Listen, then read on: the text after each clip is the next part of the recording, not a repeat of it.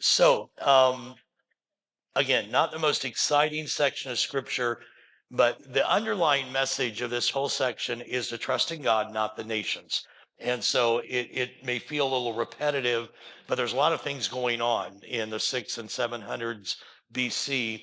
And God is trying to teach his people a very clear and very specific lesson. So we're going to work through some more of that. And then we're going to take a little longer in the conclusion today because there are some things that kind of surface that kind of beg the question about what do we do with this stuff we know? And what do we do about prophecy in general? What do we do about um, when we try to nail down prophecies specifically? How do we, what are we to pull from that and be stubbornly dogmatic about, and what are we just to draw principles from? So I'm going to try to help with that at the end and some conclusion remarks. So the first message, as we talked about in this section, 13 through 27, is a message to Babylon. And the underlying message was that pride, human will, human plans will never, ever usurp the power and the plan of God. God is sovereign, and no matter what nations tried to do, no matter what we try to do, we will not stop what God has committed to doing. So that's kind of, and Babylon gets that message first. After that, we move to this part where he begins to give messages to other nations who had that same basic pomp and prideful attitude that Babylon had. And they are also told that God is no respecter of persons as he deals with Babylon, ultimately destroying them because of their pride. It will happen to them as well. And so there are other nations that we talked about last week that receive prophetic messages or oracles about their end. And those nations were Assyria, which was the world power. It was more than a nation, it was a kingdom. Philistia, who is over here on the west of Judah and Israel, and then Moab, which would have been to the east. This would be like the Red Sea area. Moab would be on the east of that. So all of those nations received the same kind of message that Babylon received. And that is, you're not going to thwart the plan of God. And let me say this, and I'll probably say it again. While the messages were to Assyria and to Philistia and to Moab, really, and Babylon, really the message was to Judah, God's people. That the message, even though it was written to these nations, Isaiah is prophesying and the people of God are hearing. And what he is saying is, do not tie your wagon to Babylon, Assyria, today Egypt, Philistia, Moab. Judah, trust me, not them, because I'm going to bring them down. And that again is the message that is still relevant in 2026.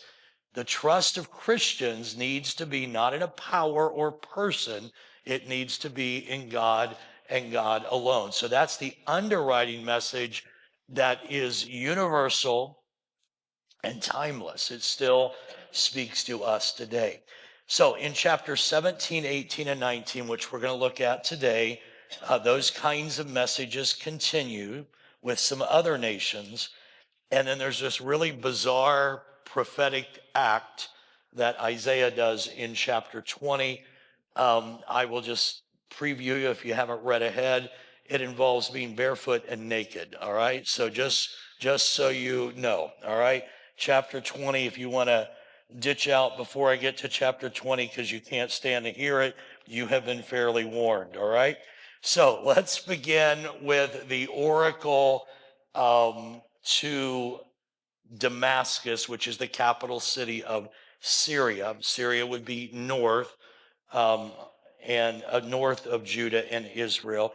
We've already had a message to Philistia on the west, Moab on the east, now one to Syria, and later to Egypt. So you've got all four directions. And again, while the messages are to the nations, Judah's hearing it. And Judah's hearing Uh, Assyria may be strong right now, but they're going down. Egypt may be strong right now, but they're going down. So we should be trusting God and God alone. So go to chapter 17. The primary recipient of this message is Syria and their capital city. And by the way, that is not the same as Assyria. All right. Assyria is an empire. Capital city was Nineveh. Syria is a country. Capital city is Damascus. Um, so the message is primarily to Syria, capital city of Damascus, but it's actually going to include, and the term that will be used is Ephraim. Let me just kind of draw on here. Remember that the split of Israel and Judah, Israel is the northern kingdom, and there are 10 tribes, and one of those tribes is Ephraim. All right, Ephraim, one of the sons of Joseph, um, and and then Judah is the southern kingdom, 2 tribes. So when Ephraim is used, his brother was Manasseh, but when the term Ephraim is used, it's referencing the north or Israel. So this message comes to Syria, but it also drags in Israel by way of Ephraim.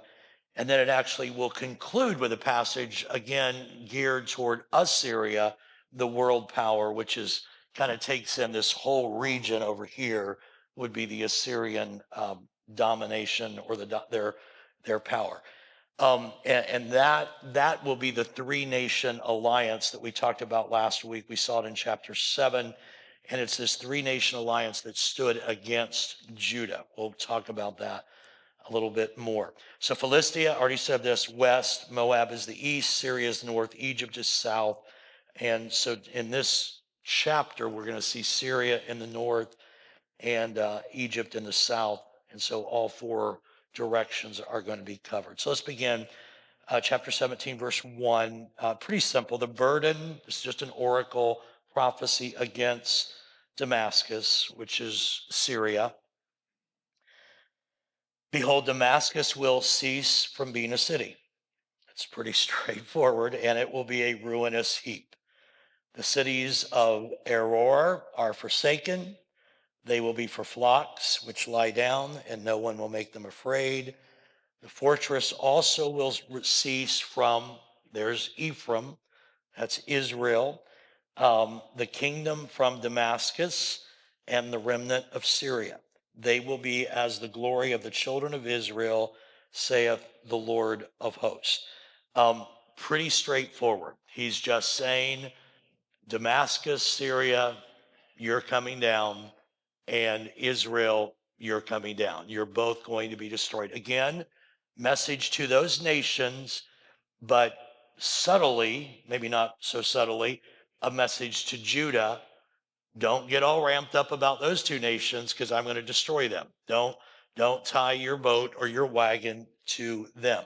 So both of these, so Syria was actually destroyed in 732, and Israel was actually destroyed in 722. They may have continued to exist, but they had no geopolitical power, they had no influence, and it would have been the Assyrian kingdom up here, the north and the northeast, that would have taken out both of them. So this is just simply a prophecy, verses 1 through 3, that both Syria and Israel are going to be taken out by the Assyrians. Verses 4 through 6, the collapse of Israel is further described in that day. It shall come to pass that the glory of Jacob, obviously that's Israel, will wane, and the fatness of his flesh grow lean. It shall be as when the harvester gathers the grain and reaps the heads with his arm. It shall be as he who gathers heads of grain in the valley of Rephaim. Yet gleaning grapes will be left in it like the shaking of an olive tree, 2 or 3 olives at the top of the uppermost bough, 4 or 5 in its most fruitful branches, saith the Lord God of Israel. The picture here is if you've harvested all the trees and you leave 2 or 3 that's the picture. They're going to be so devastated that they're not going to be trees full of olives, not going to be vines full of grapes. They're going to be picked over, is kind of what we would say, because they're going to be destroyed. It's just a promise, another way of saying that Israel is going to be destroyed. You'll notice verse 4 kind of talks about the fatness of his flesh will grow lean. So the picture is an emaciated man whose fat has disappeared, leaving him as a skeleton. And then verse 5 is like a harvested field where only a few stalks remain. And then verse 6 is like a grove of olive trees that have been fully gleaned. If you want to jump over to verse 9, in that day his strong cities will be as a forsaken bough and an uppermost branch, which they left because of the children of Israel, and there will be desolation.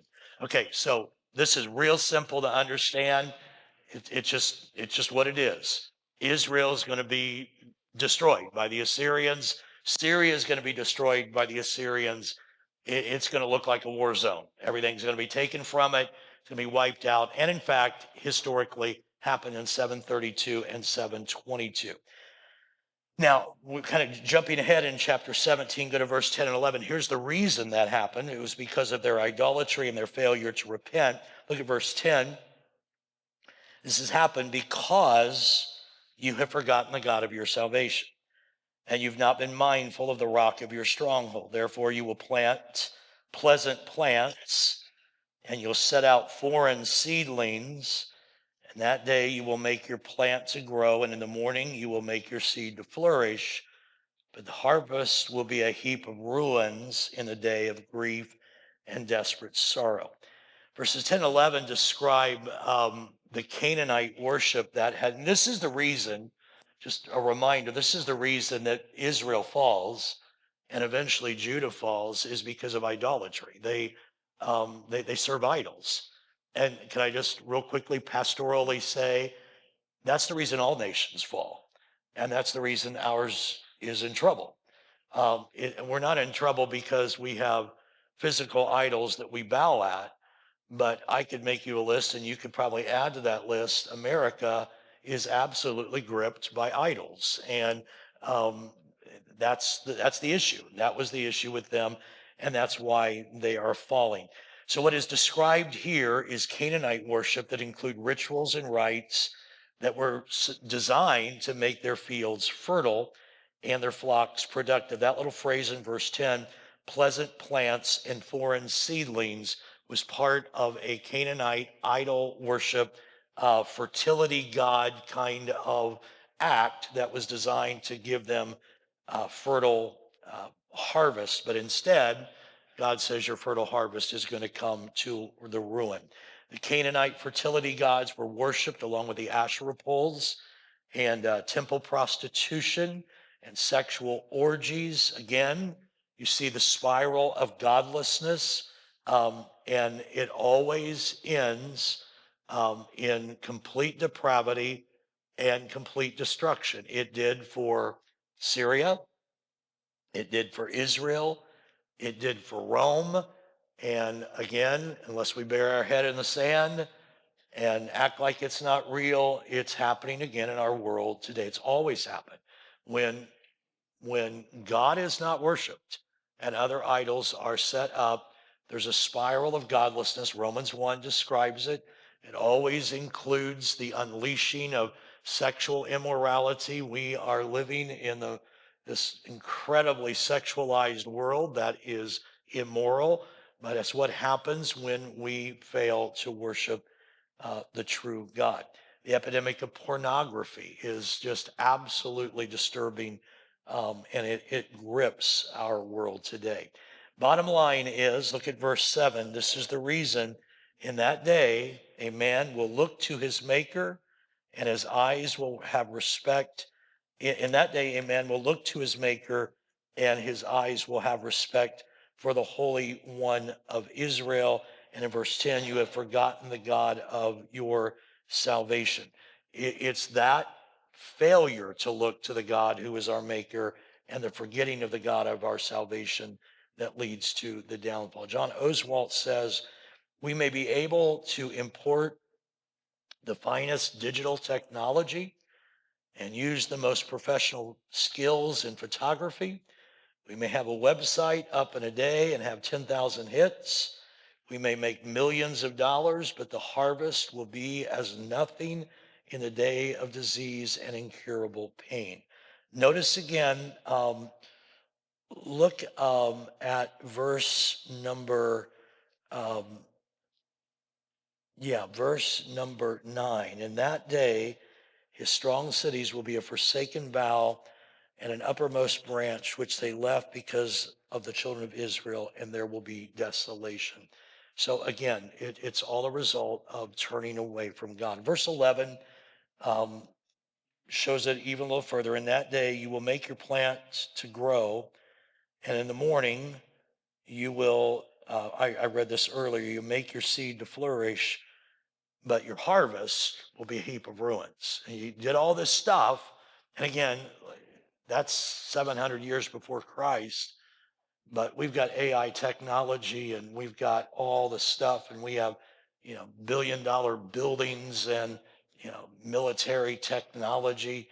But if we don't follow God, at the end of the day, it's just a harvest of ruins. And that message still rings loud and clear. It's still appropriate for today. That was the message that God was delivering to his people.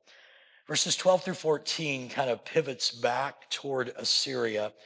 I don't want to get bogged down here, but I do want to make a few comments. Verse 12, so woe to the multitude of the many people who make a noise like the roar of the seas, and to the rushing of nations that make a rushing like the rushing of mighty waters. We don't have to turn there, but in chapter 8 and verse 7, Assyria, this is this world empire up here. All right, let me again tell you what's happening. Assyria and Syria and Israel and Philistia and Moab at different times are all tempted to join an alliance to, I said Assyria, not Assyria, Syria, Philistia, Moab, Israel are all tempted to join an alliance to take on Assyria. That's the world power, the dominating power. But even Assyria is going to fall. Verses 12, 13, and 14. Verse 12 describes them as rushing waters. In chapter 8, you don't have to turn there. Verse 7, Assyria is seen as a river in a flood. Here she is seen as a raging sea. Here's the point, okay? Here's the point to Israel. Here's the point to Philistia. Here's the point to Syria, to Moab, who are wanting to join an alliance and get Judah to join an alliance so that they can ward off Assyria. God is saying, you don't have to ward them off because I'm going to bring them down. Assyria is going to fall. And again, the message he really wants the people of Judah to hear is don't get caught up in those alliances to try to defeat Assyria, because God is saying, I'm going to defeat them. You don't have to join an alliance. Trust me and not the nations. So what happened, and I put it in your notes, historically, in 612, the Babylonians destroyed Nineveh. That's the capital city of Assyria. In 609, they took Haran. By the way, if you want to look it up in a history book, I'm just telling you, these dates aren't in the Bible. This is prophesied in the Bible, but history books say in 609, Haran is destroyed, and then they're finished off. Carchemish is destroyed by the Babylonians in 605, all right? So what God is saying, and I hope that I'm communicating this, in chapter 17, he's wanting the ears of Judah to hear. Don't get in an alliance with Syria. Don't get in one with Israel to try to stand against Assyria, because Syria and Israel is going to go down, and so is that world power that you're all trying to ally against. They are coming down too. God is prophesying, hoping that his people will listen and hear. Her power, Assyria's, verse 13, the nations will rush like the rushing of many waters, but God will rebuke them and they will flee far away and be chased like the chaff of the mountains before the wind, like a rolling thing before the whirlwind. And so her power is not sustained at the Lord's rebuke. She's chased off. They're powerful and strong, but when the Lord says so, they're done. That's the whole point. Assyria is this great world power, but when God's done with them, he's done with them, and they're driven away. And then verse 14, her fate, Assyria's in verse 14, is the same. And I read it to you last week that we see, remember when 185,000 Assyrians are killed by Sennacherib in Isaiah 37:36. This is described in verse 14. Then behold, at eventide trouble, and before the morning, he, Assyria, is no more. This is the portion of those who plunder us and the lot of those who rob us. Let me step out here and try to make that little last piece, because that last piece is really pretty self-explanatory if I didn't lose you in all the other stuff. That nation, that empire, Assyria, that has robbed us and plundered us, God is saying to his people, that empire that you're so afraid of, when I rebuke them, they go. You can trust me. They seem like they're too strong for you, but if you will place your trust in me, you will be protected. There's this verse in it's Psalm 20, if I'm recollecting correctly, Psalm 20 and verse 7. This is how God wants his people to respond. Psalm 20, verse 7. Some will trust in chariots, some will trust in horses, but we will remember the name of the Lord our God. And that's what he's saying to Judah, his people. Israel's already, they've been sucked in. Judah's going to hang around till 586. He's calling them, don't hook your wagons to these nations that I've already declared are going down. Trust me instead of trusting the nations. Again, I know I'm a broken record, but that's what this whole section is about. I can't make it say anything it's not saying, and that's what it's saying. Trust me and not the nations. All right, let's move on then to chapter 18. Any comments or questions? I don't want to rush through it. I don't want to lose you. I know it's a lot of weeds, but they're kind of simple weeds for the most part. Any questions, comments? That would be just get on with it already. I understand. All right.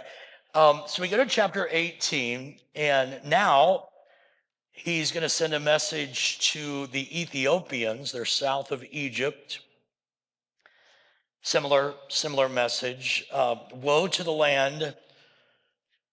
Let me make I'll go ahead and read verse 1 and 2. Woe to the land shadowed with buzzing wings, which is beyond the rivers of Ethiopia, which sends ambassadors by sea, even in vessels of reed on the waters, saying, go swift messengers to a nation tall and smooth of skin. Think about uh, Ethiopians that you think about. I ran one time. I think I've told this story before, but when I ran, I've run too many marathons. And the first one I ran, it was downtown Indy, and everybody there's marathon runners and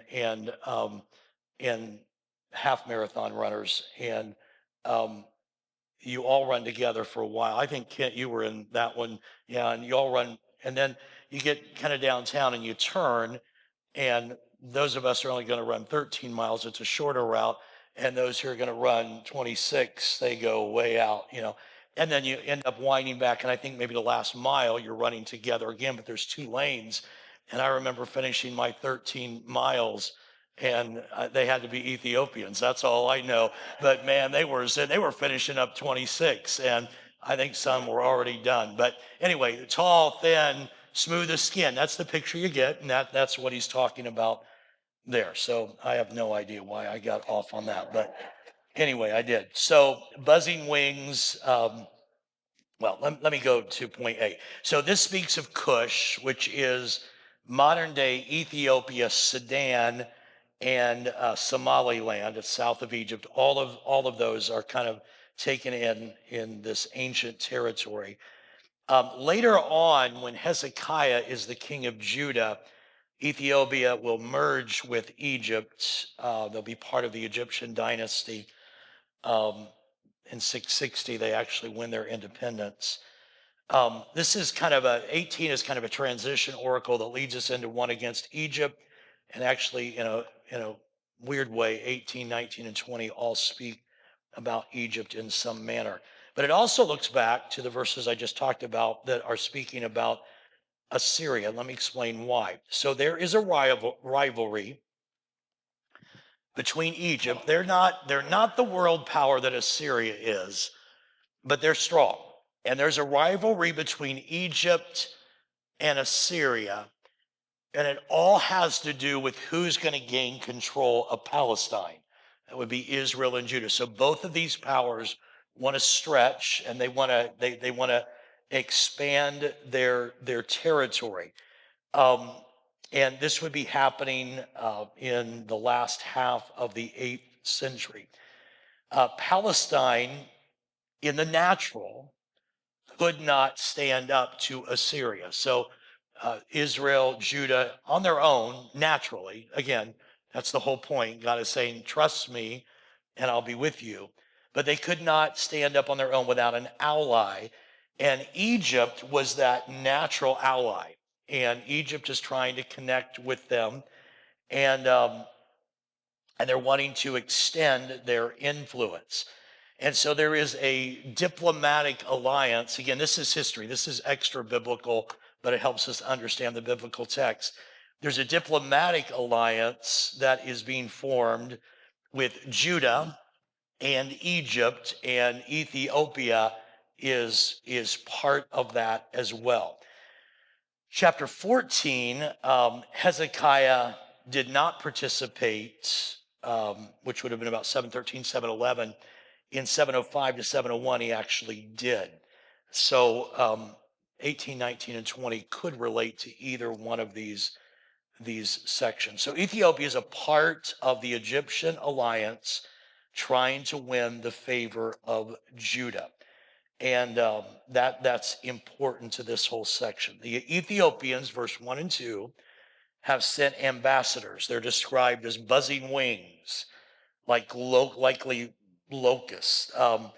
That the area of Ethiopia, the land of buzzing wings, is a land of a lot of locusts. So that's probably what's being referenced here. Notice in these first couple of verses, it sounds complimentary. We read phrases like, go swift messengers, they're fast, to a nation tall and smooth of skin, to a people terrible from their beginning onward, a nation powerful and treading down, whose land the rivers divide. So kind of a complimentary description of them. But again, please notice Ethiopia sending messengers to Judah, trying to get them in this alliance. Okay, that's again, in an alliance to stand up against Assyria. That's the whole point here.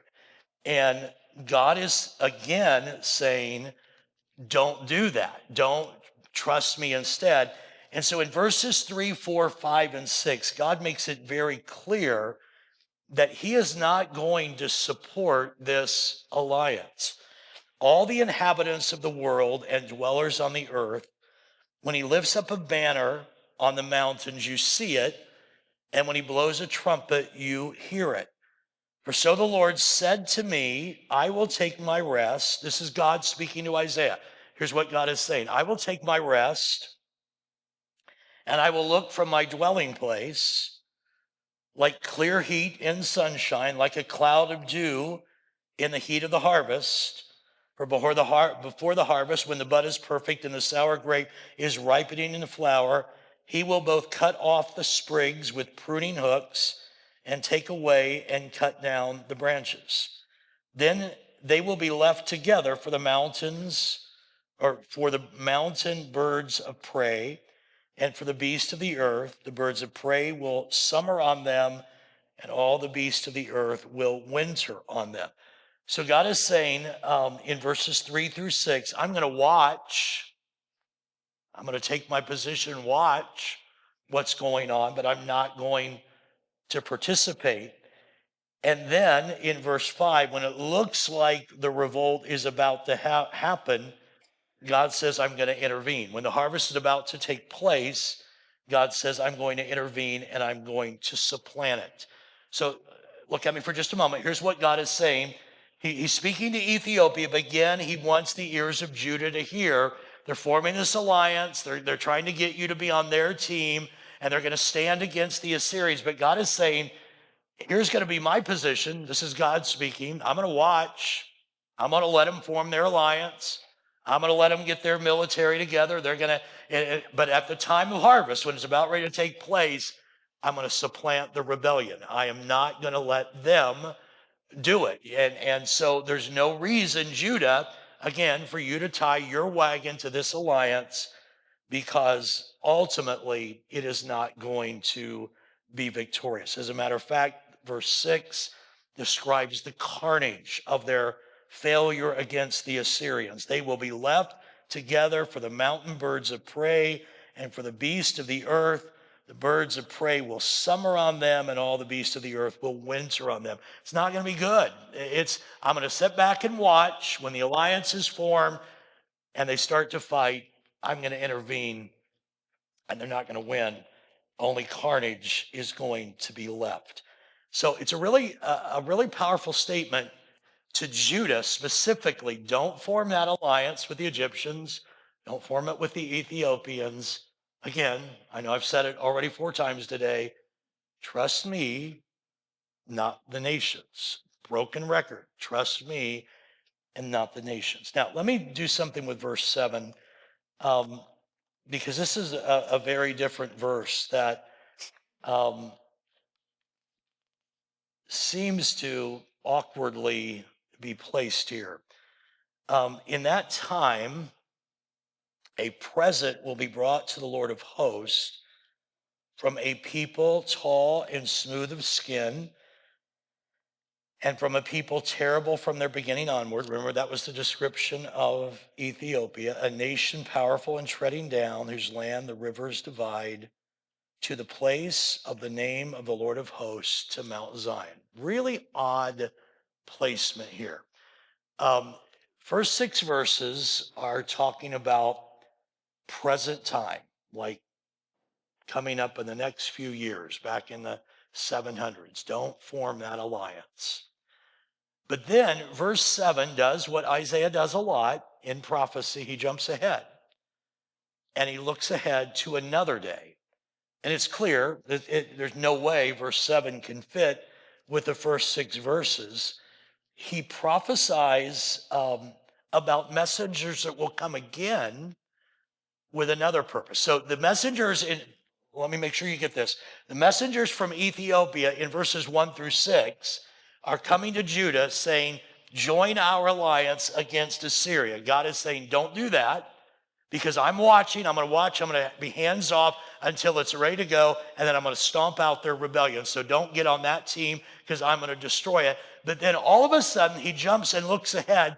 There's a day coming when there will be a present brought to the Lord of hosts from a people, same people, tall and smooth of skin, Ethiopians, people terrible from their beginning onward, powerful and treading down, whose land the rivers divide. And where do they bring the present? Look at this, to the place of the name of the Lord of hosts, to Mount Zion. It's really, really cool.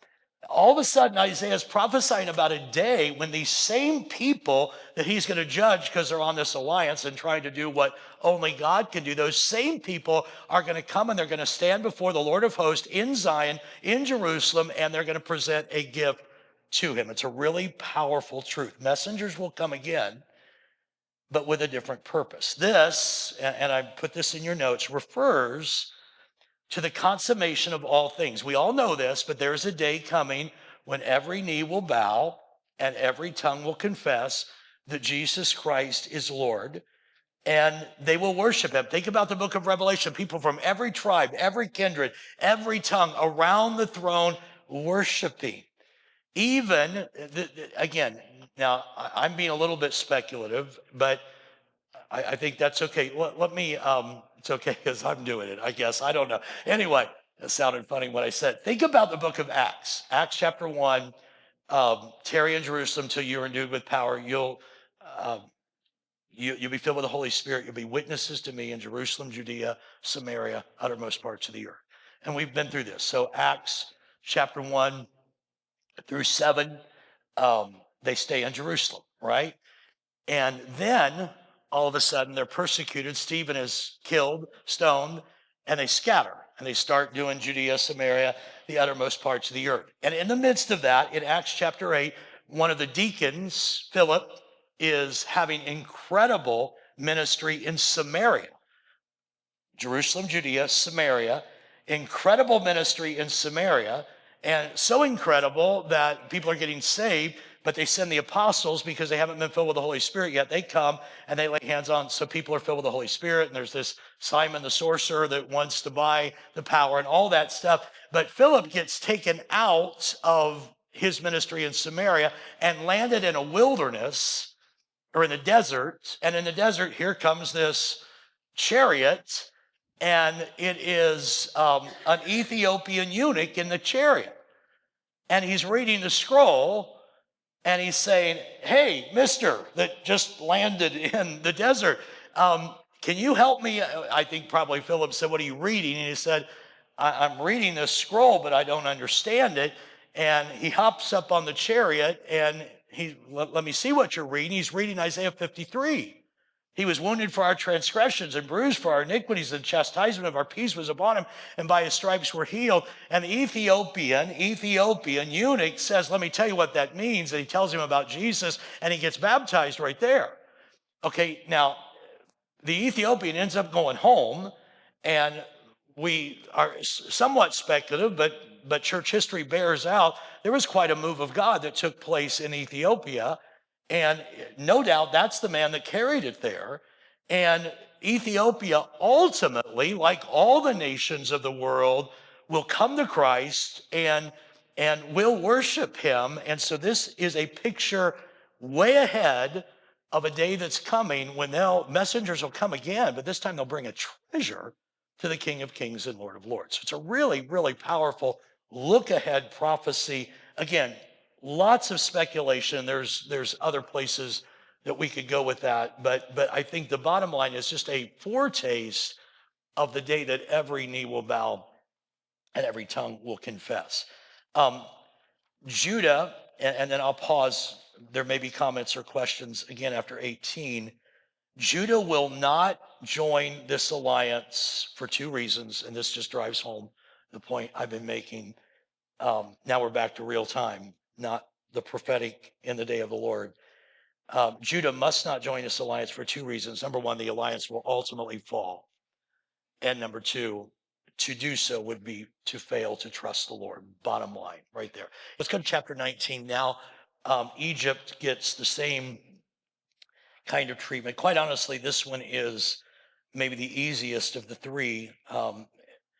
It lays out, I think, fairly nicely and fairly easy to understand. And you're sitting there thinking that's easy for you to say, I know. But, so Egypt is, again, a potential ally for Judah. That's why this is important. An ally for them against Assyria. And the message is going to be the same.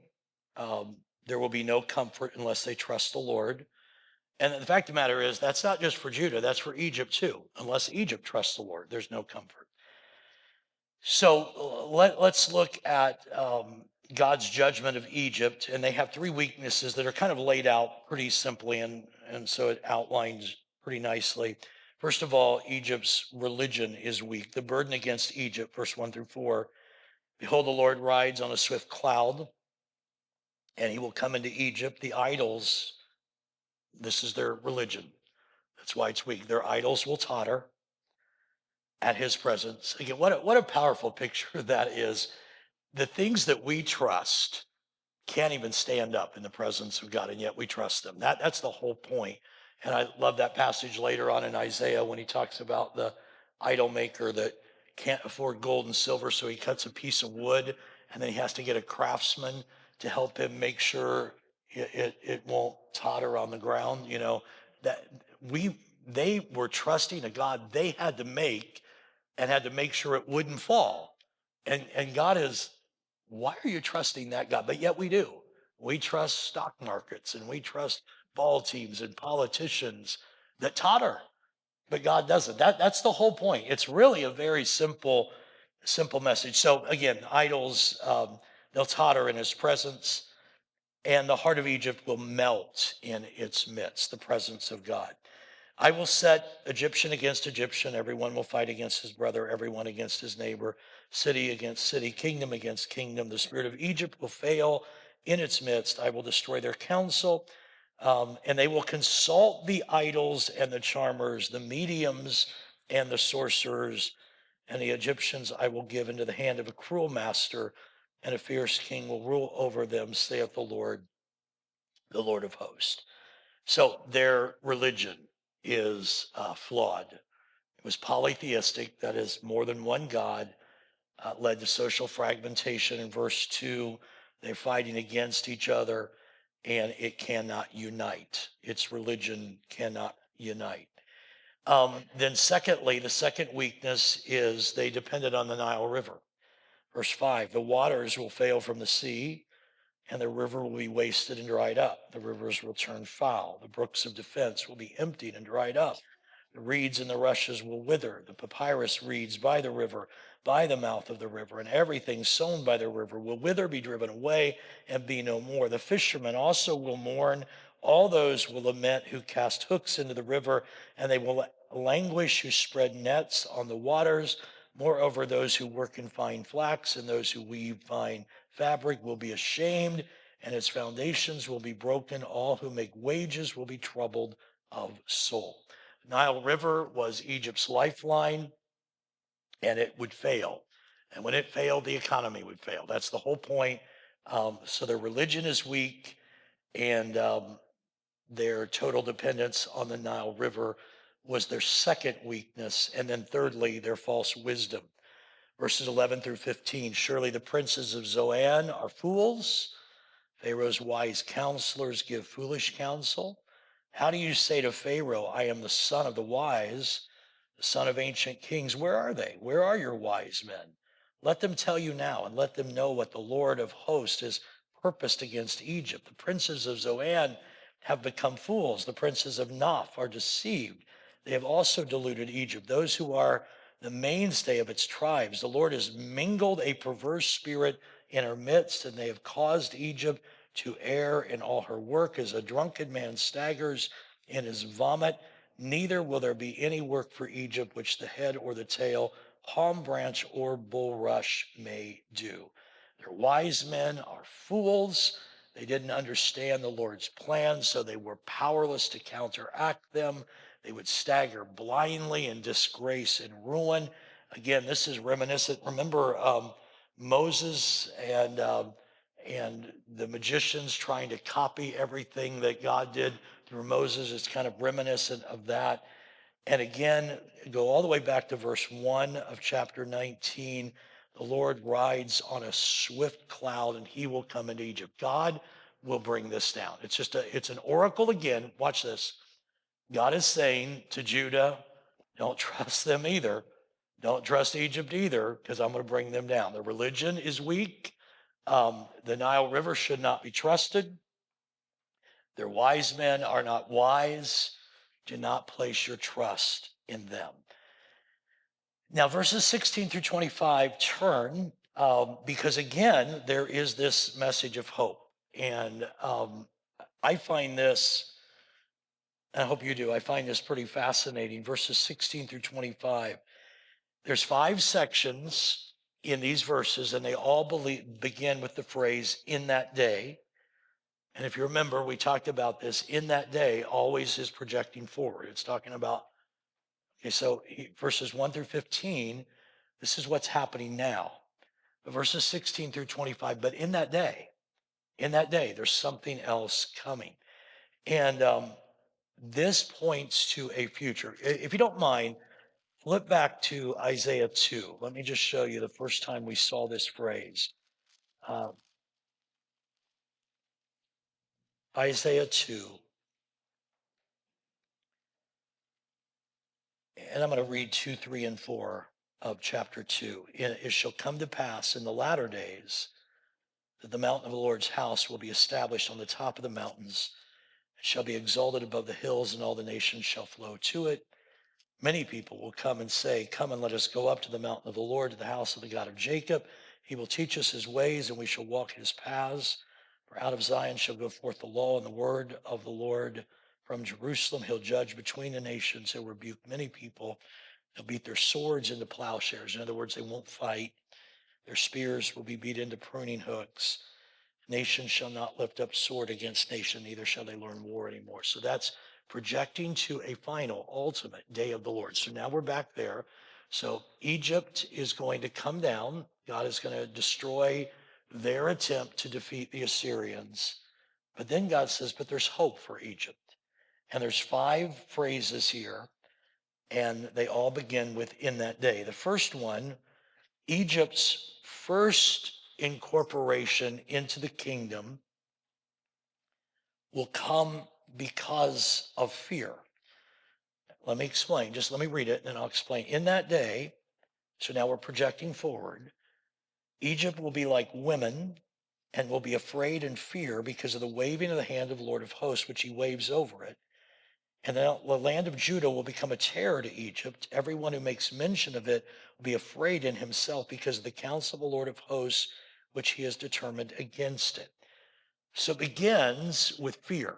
Egypt will start moving, just follow me, will start moving toward God out of fear. Now, the fear is not so much fear of Judah, it's rather the fear of Judah's God.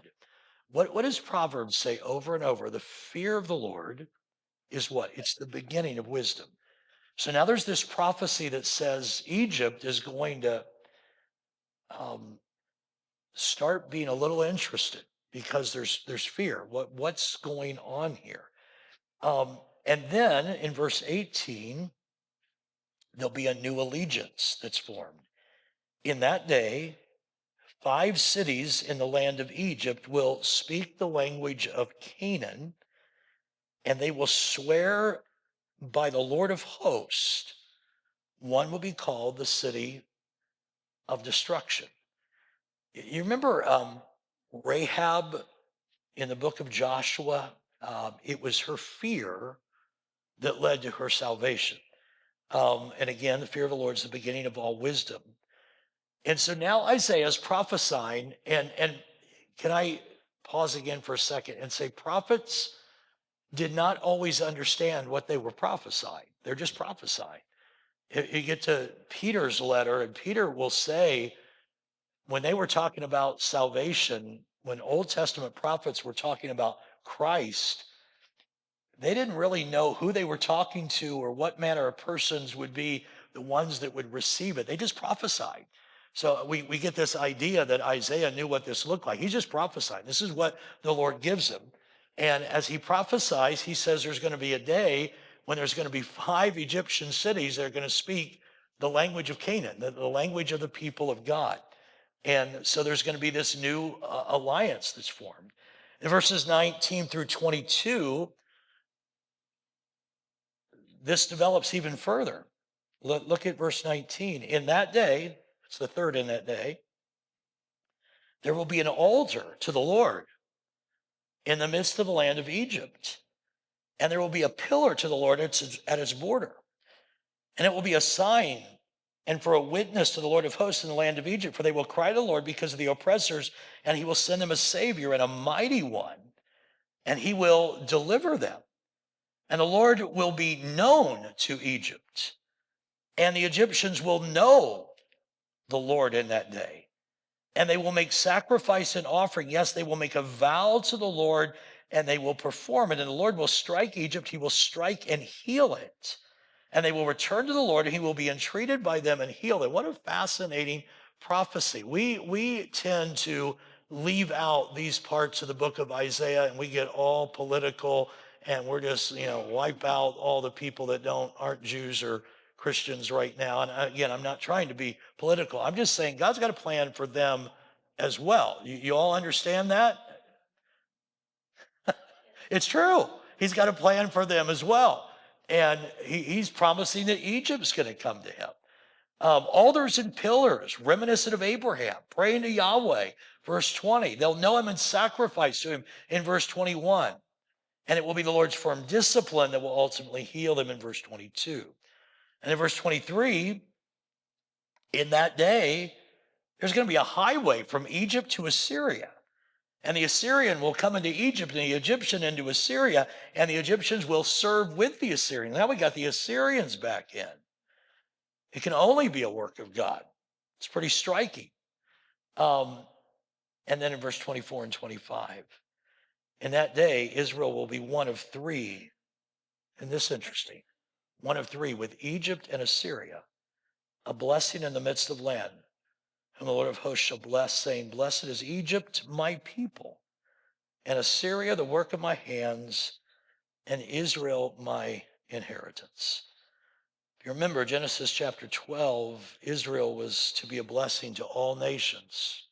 They're going to become, again, what they were determined to be, a blessing to all nations. And Assyria and Egypt are going to be used to bring glory to God with Israel. How powerful that the people to whom God through Moses once said, let my people go, are one day going to be called Egypt, my people.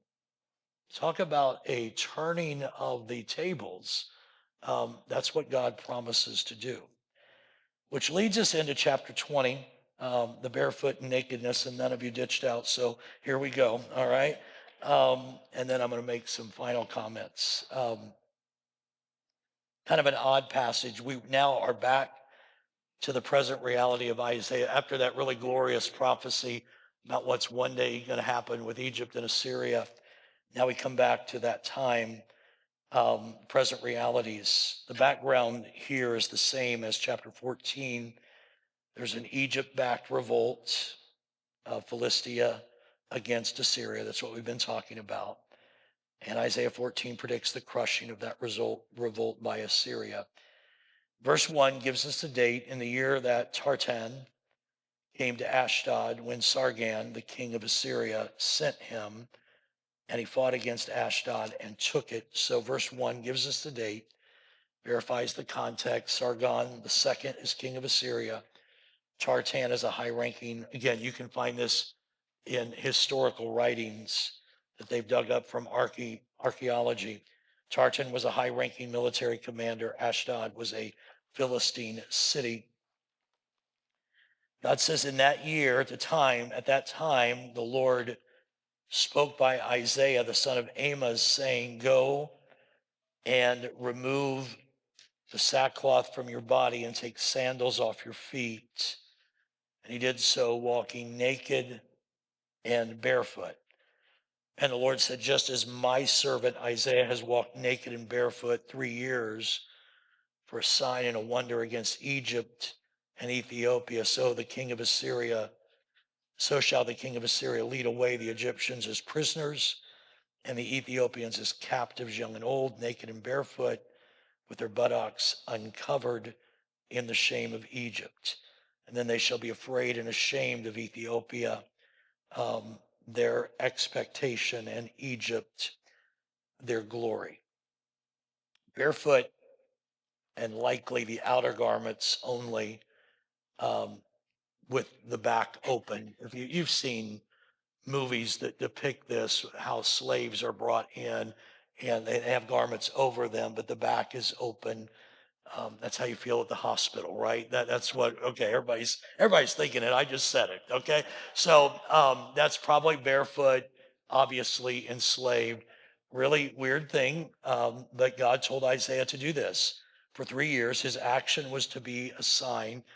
Most scholars think he probably did not do this around the clock, but more likely appeared once a day in public doing that, declaring this prophetic sign. That seems to make the most sense. But in verse 5, It's on the day that Ashdod fell that he was told to do this for the last time. And in verse 6, and the inhabitant of this territory will say in that day, surely such is our expectation, wherever we flee for help to be delivered from the king of Assyria, and how shall we escape? Again, the point is whoever tries to beat Assyria in their own strength is themselves going to be defeated. That's the message that God is trying to send throughout this. So only then will the singing be realized as more than a sign against Philistia, but against Egypt and Ethiopia, Cush, their ally. The point to Judah was do not trust another nation, trust God. To rely on Egypt was sheer folly. Only trusting God will bring us refuge and safety. Now, I've worked through the text. I'll try to give just a few minutes at the very end. But I told you the conclusions here are a little bit longer, but I'll read through them quickly.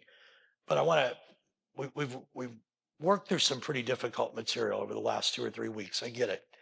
So I want to, maybe this is kind of a summary to help us before we move forward further. So let me just walk through these and I'll make some comments. There are things, people, and even our own personal gifts that we may be tempted to trust. Maybe tempted to trust our abilities or our 401k or our political leaders.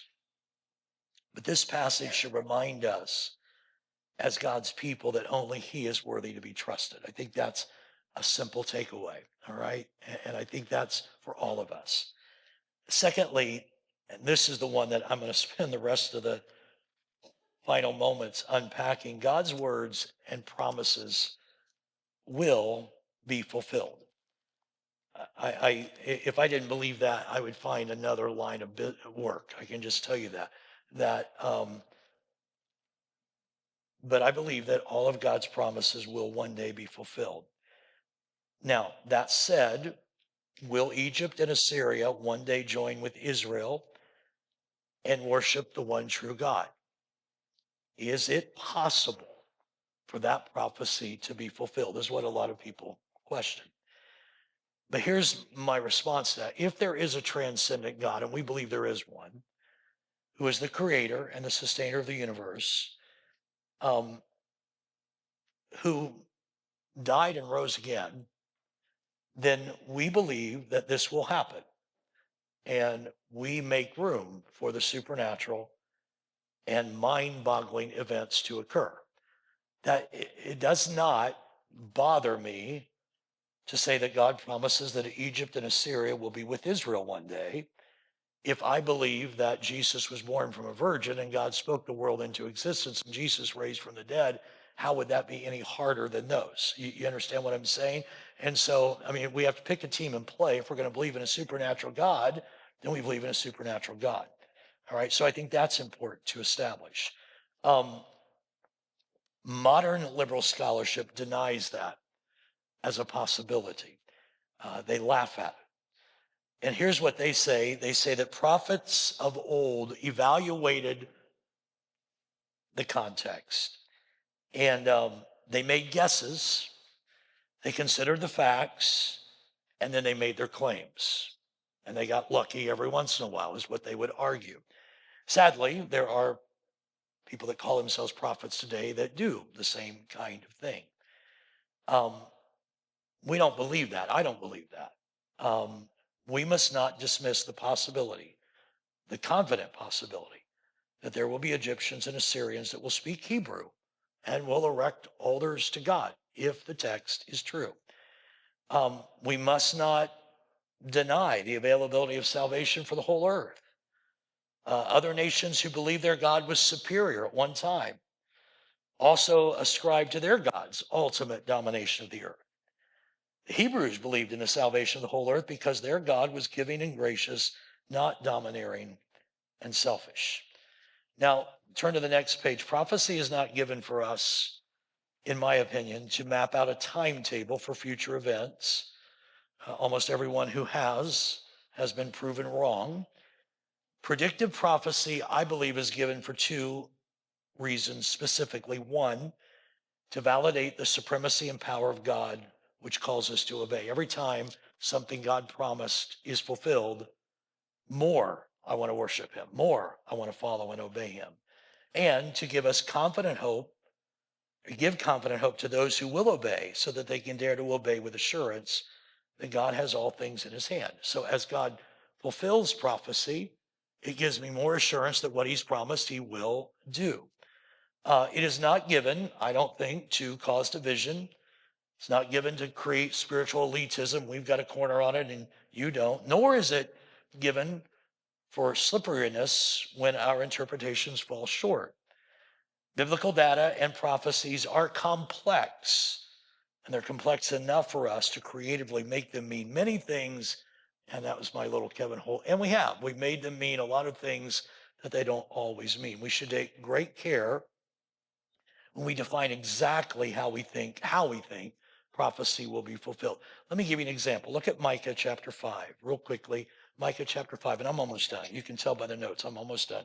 Micah chapter 5 and verse 2, Old Testament prophecy. I think Micah was written, I want to say 500 years before Christ. Don't quote me on that. But you, Bethlehem, Ephratah, though you are little among the thousands of Judah, yet out of you shall come forth to me the one to be ruler in Israel, whose goings forth are of old from everlasting. Okay, that was a prophecy written 500 years before Christ, I believe.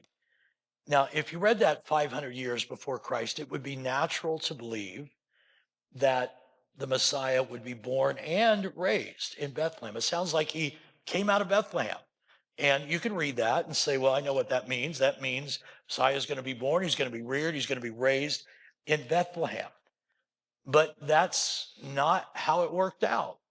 He got to Bethlehem because there was a census, and he came there, and then they left, and he was raised in Nazareth, which may have led Nathanael, who might have read the Old Testament prophets and thought he was supposed to be born and raised in Bethlehem.